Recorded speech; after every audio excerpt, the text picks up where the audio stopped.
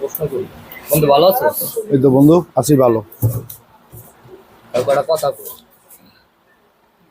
তুই আর আমি বন্ধু জঙ্গলে হারাই গেছি গা, ঠিক আছে? And জঙ্গলে একটা আপেল পাইছি, এটা কে খাইবো? আপনি খান। আমি খাবো। ধর আস্তে আস্তে আস্তে আস্তে সামনে গিয়া একটা জন্ডার পানি পড়তে হবে, ওই জায়গায় পানি একজনই খাইতে পারবো, খাইবো কি? আপনি খান। আমি খাবো।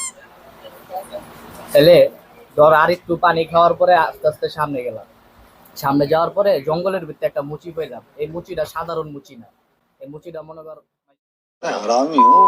এটা কার করবো? আন্নের। আমারই।